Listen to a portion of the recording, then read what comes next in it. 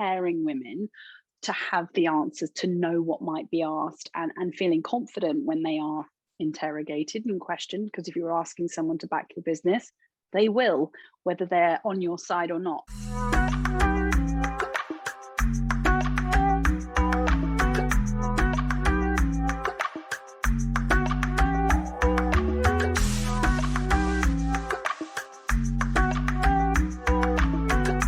Hello, I'm Tamara Gillan. I'm an entrepreneur. I come from a family of entrepreneurs and actually strong women, and I am also the founder of the WealthiHer Network. So what is the WealthiHer Network and how did it all start? I started my first business when I was 30 because that's what I said I would do.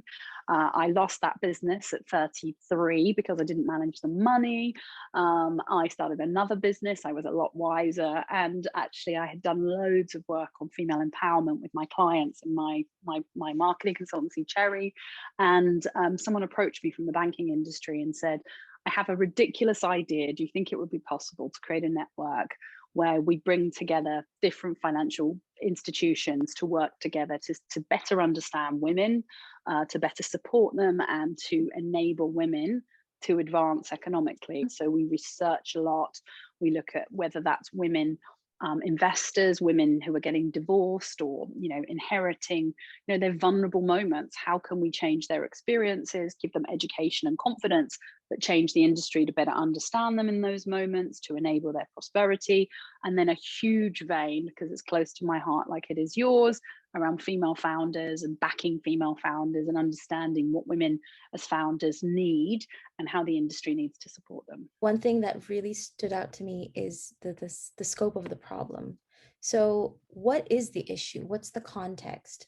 We know that female founders either, do not think that the funding options are for them, or do not think that they'll get a fair deal through those funding traditional avenues. And in fact, the research bears out and says, no, they don't. They're asked, blocking questions, and actually, the hard evidence of 1 to 2% of all VC, money goes to female founded businesses. But see, there seems to be a lot of focus from financial institutions and investors to fund women, almost to the point of, dare I say, risking tokenism. So a lot of times when I speak to investors, they say they want to find female entrepreneurs, and it almost sounds like they're saying there aren't enough. There aren't, 32% of British entrepreneurs are women. Yes, that's not a parity with men, but they are there. But they're not finding each other. Those people that have this strategic intent to want to fund are not finding those female founders. I think some of that, and I would know this from my own experiences, is that female founders do not think that those funders are right for them, or aren't aware of the choices. So there is they're not finding each other. I think that there are so many investors that do have diversity and women on their agenda, which is great. But I also think, and I've heard this, I think that women, we're not talking the same language. And we've got actually an amazing woman called Angela Luger has just joined as our chairwoman, and she's been a FTSE CEO, but she's now a tech angel investor. And she said, women and men in those investment conversations aren't talking the same language.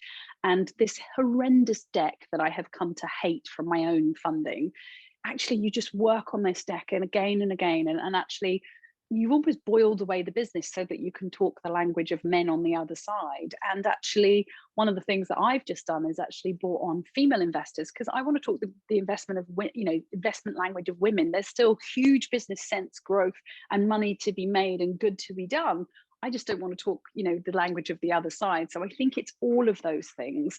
I do think there's some tokenism, as you say, and that, and in some ways I say, well, to help, that's fine. Let's take that tokenism if it results in female founders being backed. It's that age-old argument about like affirmative action or just quotas, right? Like any sort of way to have some form of representation for marginalized groups might help start the conversation or be a catalyst.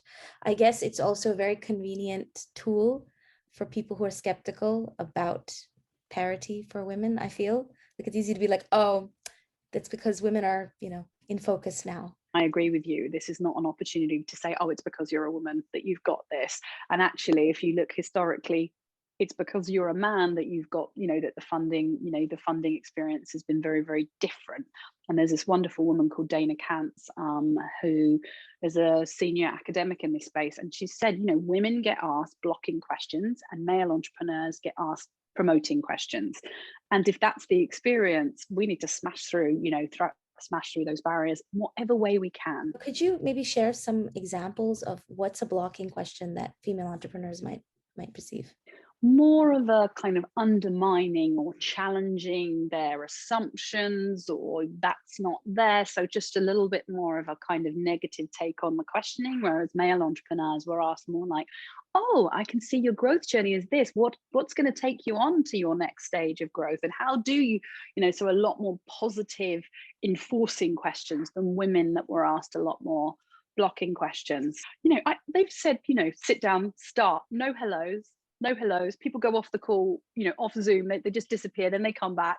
And it is the most surreal experience that I have ever had. And very much, it is, much like, no, stop speaking, go to this section, show me and I like it because, as I said, I'm amused by it. But it is, it's not for the faint-hearted, and it is not talking a language that I would expect. And the whole idea, and it's tough. I spoke to Dana at the British BGF, and she said we get 2,000 pitches, we can only pick a few, so their time is limited, and they do have to, and she's a great champion of women founders, but they have to find the nuggets in it.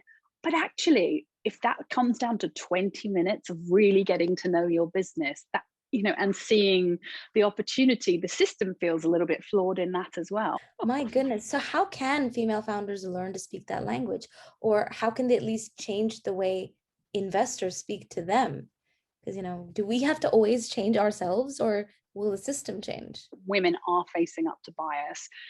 They are not being, asked questions or approached in the right way. And we also have to make sure that great female founders and their great businesses find investors who have it on their agenda, but also who have an intent to want to truly listen and to think differently. So I think that it absolutely is about changing what female founders are facing into within the funding community.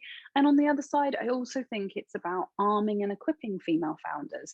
We work, one of our partners, HSBC, and they do amazing stuff with pitch days, preparing women, practice, actually feel confident because you are well armed. And it is, as someone said to me, it is an endurance sport. It is.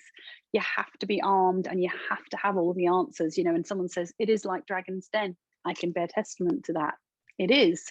And they ask you questions and you've got to be on the front foot. So I think preparing women to have the answers, to know what might be asked, and feeling confident when they are interrogated and questioned, because if you're asking someone to back your business, they will, whether they're on your side or not. So many different universities, so many different business schools publish research into like female confidence, and using that as a potential marker for explaining the wage gap, the funding gap, any gap.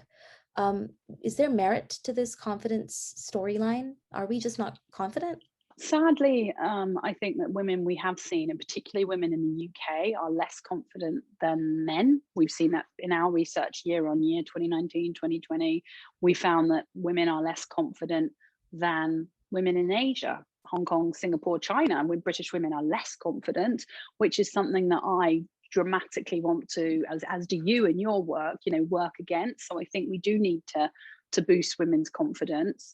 But as said, as with all the things, it doesn't start and stop there. The reason that confidence is impacted is because of the environments, whether that's the workplace.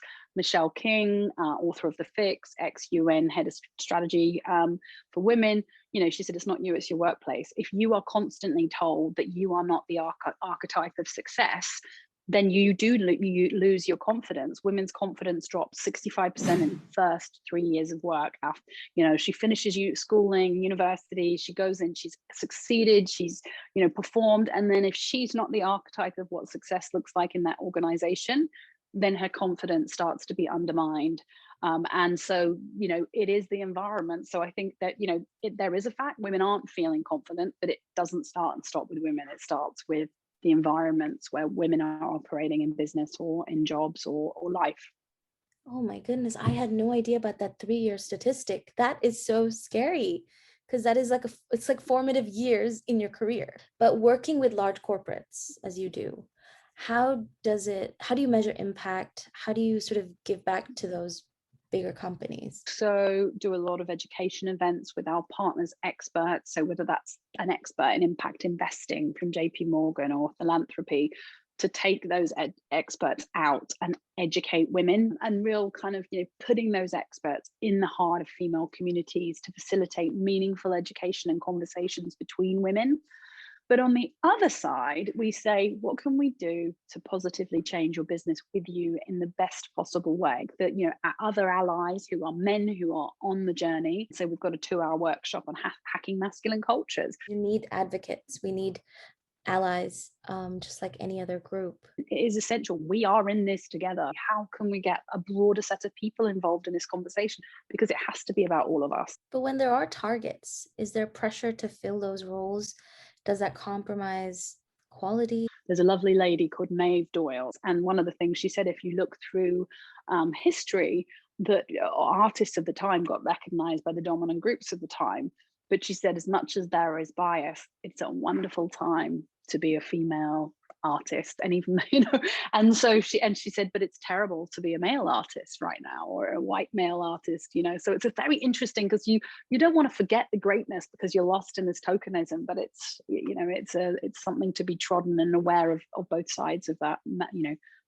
Good, but let's not lose the great within that tokenism. And we see this in our sector, and especially in finance, where the most top-notch, top of their game women are still like mother of 3, CEO of such and such. There's that element of like humanizing women in power by showing their domestic side in a way that you don't really see with men.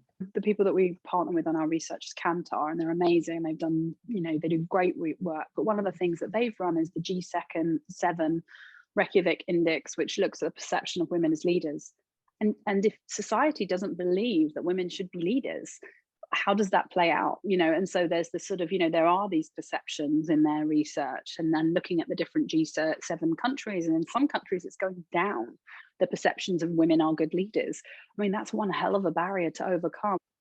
My goodness, I'm so sad now. I feel kind of, but it is optimistic. I mean, things are looking up in many ways, I guess. I mean, I guess, what is success? Do we still define success in the business world on quite masculine terms? Is it always ROI? Is it always the balance sheet? I think it's great to be a woman in a business. I think it's great. There is a focus on diversity. There is a focus on advancing women like never before. JP Morgan just did this amazing piece of research with Bohurst that looked at what are the dynamics of success for high female powered businesses, whether that's leaders like Anne Boden or founders, Starling Bank.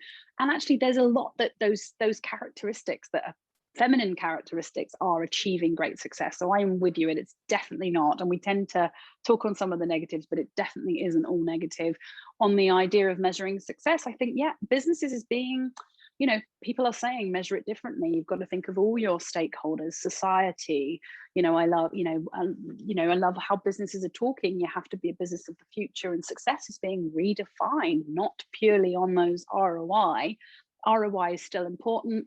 I think ROI is important when times are tough. We cannot forget we are in an incredibly compromised economic situation. Yet there is huge recovery to be had, and there is losers, and there's those that will win. So ROI remains important, but I think a broader view of what ROI and success means is being demanded by consumers who have a say. But equally, governments, our policy is changing as well, from whether that's holding big conglomerate multinationals to tax account. There is a shift that's occurring that demands a broader view of what success means. And what does success mean for you and for the WealthiHer Network going into the second half of the year? I really want to raise money to create the value-based kind of performance, the Jen Hurst standard, the value-based investing that lets women realize that at their fingertips, using data, using AI. And I really, that is really something I'm very passionate about, kind of, again, just accelerating that path. Also continuing to do the work that we do with education and networks, like putting women and our partners together to sort of, whether that's women and funders who are enlightened and are aware of, so that for me remains a key part of the mission. And I think that staying alive, I think that it has been any leader, any entrepreneur, or anybody, it has been such a journey and such a hard, year and a half.